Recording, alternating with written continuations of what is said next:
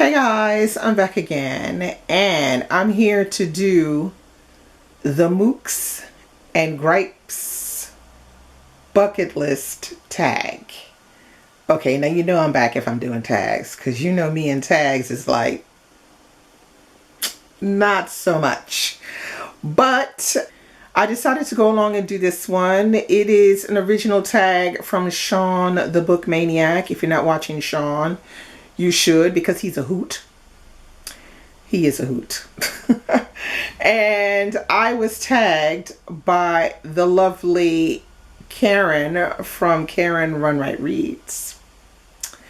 And this is supposed to be a tag where you talk about 10 books that you want to read before you kick the bucket or have one foot in the grave, or both feet in the grave, I should say. So this is a kind of interesting tag because, I mean, we could pick like 50 books if you really wanted to, or 100, but I tried to choose, I think I have 10 here. Wait. Yeah, I think I have 10. I tried to choose 10 that I have been wanting to read and that there's no reason why I shouldn't have read by now, which might convince me to maybe read them by the end of next year. But don't count on that, because a couple of them are real long, like super duper long. This being said, let's get started. So the first book on my list is going to be a typical classic that I think most people have read, but your girl hasn't read. The queen of Read So Lit has not read. Roots. I have not read Roots. Roots, this is a it's not that long. It's like just under 690 pages. I've seen the movie, both movies. I think I prefer the older movie though. And this I have not read. It's crazy. It's mad crazy. So for this one, I'm going to say that I'm definitely going to try to read before the end of next year, because that's ridiculous. Okay, it's ridiculous I haven't read it. Next on my list, I have a trilogy by Bryce Courtenay. I got introduced to Bryce Courtenay when I lived in Cairo. I had a German friend, and she absolutely loved this book called The Power of One. So I borrowed her copy of The Power of One. I read The Power of One, and I fell in love with that story. Went and read Tandia, the second part, which isn't as good as The Power of One. It's not bad, it's just not as good. The Power of One is just a lot better. So he has another trilogy which is called, I think it's called the Potato Factory Trilogy, but it's in 3 parts. And I don't know if I have these in order, but it's the Potato Factory, Tomo and Hawk, and Solomon's Song. But look at these massive, massive copies. So the Potato Factory, I think this is the first one. It is a whopping 832 pages. Yeah, so it goes like this. So this one is 800 pages. And then I think the one in the middle, Tomo and Hawk, is probably the shortest one. Just like under 690 pages. This series covers like Australia and New Zealand, particularly New Zealand. And I'm just really interested in that. And just the way he's going to do it as a sweeping fictional story. So when will I read these? I don't know. I'm going to try before the end of next year, because these have literally been sitting on my shelves forever. I repeat, forever. So, I don't know. Your girl gonna try. If you haven't read Bryce Courtenay, I highly recommend you pick up The Power of One. That's a really, really good book. Okay, the next book on my list. Now, this book is one that I really would like to try, but I'm not really sure I'm really gonna love it. Is Jonathan Strange and Mr. Norrell by Susanna Clarke. Now, you know Susanna Clarke had her book come out, Piranesi, which I thought was okay. I wasn't gonna like shout on the rooftops about it because it's just okay. But this one right here is supposed to be extremely good, extremely well put together storyline. And it's set in 1806, so that's got me piqued because I like reading about 19th century. So yeah, and I'm sure a lot of you who are watching right now have read this book. Convince me to try to pick it up before next year, not the end of next year. Try to convince me. The next book I have on my list is A Suitable Boy by Vikram Seth. Now, this monstrosity, girl, this book is, in this edition, it's 1,534 pages. So it's almost like reading 4 books in one. And this is, I would say, a magnus opus of Indian writing about finding a suitable boy. And I have this thing about Indian culture and Indian novels. I really enjoy reading about their culture. And yeah, Suitable Boy, it has to be read. This is a classic in literary fiction. It's a classic in, you know, these epic sweeping novels in, you know, in India, and it's like, got to read it.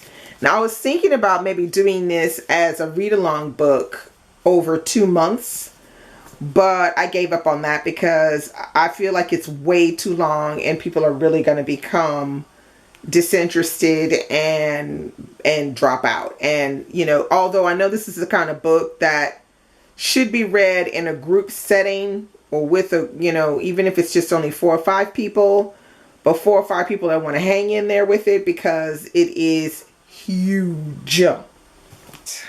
The next book on my list is 3 Days Before the Shooting by Ralph Ellison. Okay, now this is, or should I say, this would have been Ralph Ellison's second book. Okay, but he didn't finish it.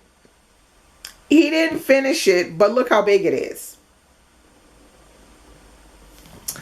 Yes, it's like 1,100 pages, but not only that. Let me just take like, okay, so you see it's the same height as this hardcover book. So if I take a paperback, so you can see how tall the pages are. And if you look at the font size, it's like biblical. So it's called 3 Days Before the Shooting. It says, at his death in 1994, Ralph Ellison left behind several thousand pages of his unfinished second novel, which he had spent nearly 4 decades writing.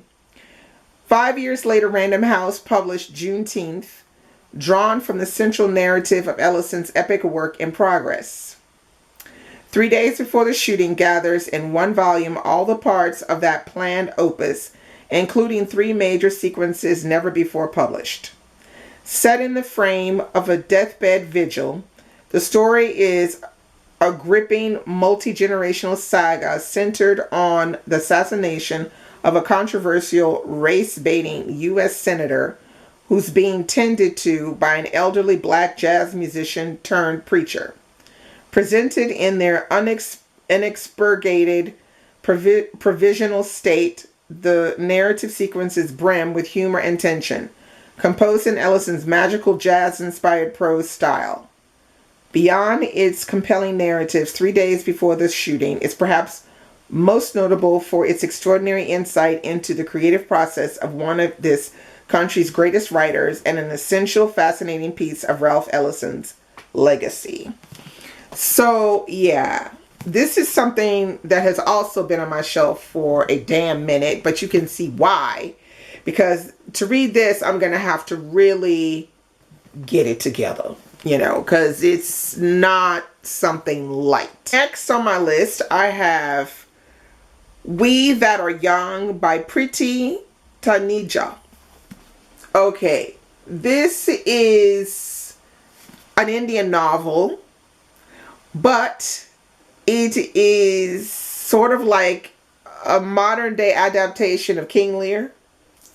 Okay, so I was like, okay, I need this in my life, but I haven't read it yet. It is quite the big one, and that's probably why I haven't read it yet, but you know, that's usually why people haven't read books yet. Okay, it's only 553 pages, but it's still quite big. The font size is not particularly big either, but I might need to do a deep dive again into King Lear, because I haven't read King Lear since I was in high school. So that was ages ago.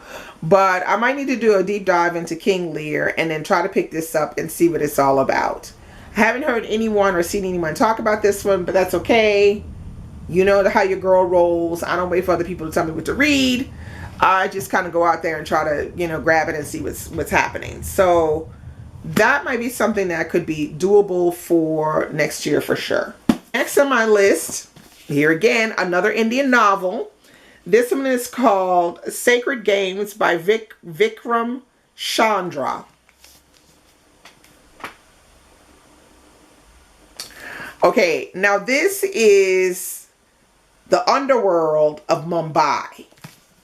I got to get into the underworld of Mumbai. So it says 7 years in the making, Sacred Games is an epic of exceptional richness and power. Vikram Chandra's novel draws the reader deep into the life of Inspector Sartaj Singh and into the criminal underworld of Ganesh Ghetondi, the most wanted gangster in India. Okay, I'm in. So that's what this is about.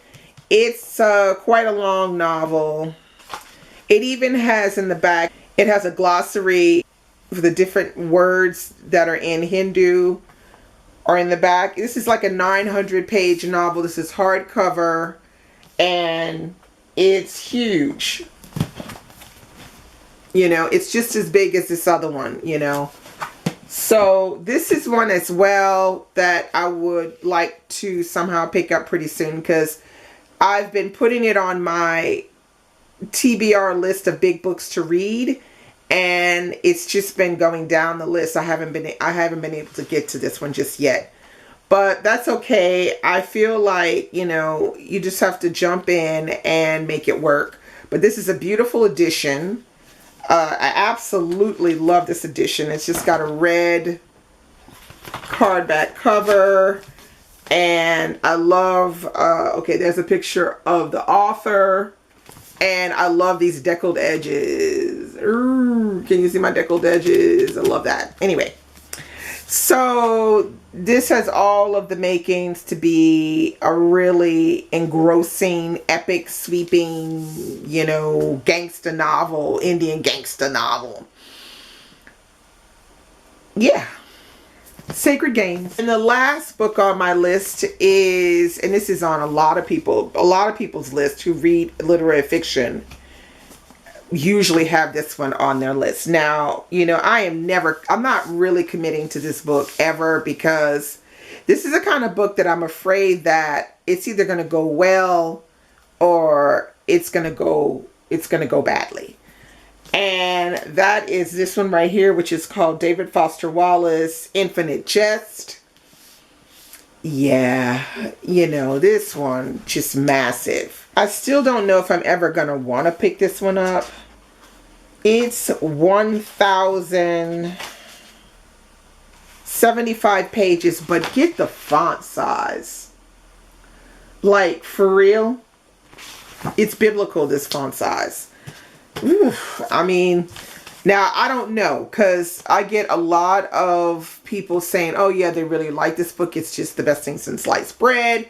And then you get, you know, another bunch of people saying, no, it's so pretentious. It's just like, no, it's the, you know, it's too experimental, or it's just too this or too that. So I don't know if I'll ever get to this book. We'll see. You know, if somebody can get me to open this book, that would be great. So if you've read this book and you really like it, comment below and give me some kind of insight on why I should pick this up sooner than later. So there you have it. Those are the 10 books that I could find that that are on my bucket list that I really need to get to. I would hate to miss out on these because I have a feeling they're all really good in their own way. The only one that I'm not so sure about is this one. But all the other ones, I would probably put my hand in the fire that they're probably going to be good books, and I really need to get to them. Now, don't think those are the only ones. I got plenty of other ones as well. But, you know, you just have to take it one step at a time. So, comment below and tell me what is on your bucket list. You know, just give a few of the ones that are on your bucket list that you're just thinking, why haven't I read that one? I need to read that one. And maybe I should tag a few people. So I'm going to tag Peter from ComfyCozyUp. I'm going to tag, I'm going to tag Jacqueline from 6minutesforme. I'm going to tag, who else can I tag? I'm going to tag Tatiana from Musical Tati, and I'm going to tag Michael from Michael Reads. So, I hope you enjoyed this video, and I'll be back real soon with another one. Bye-bye.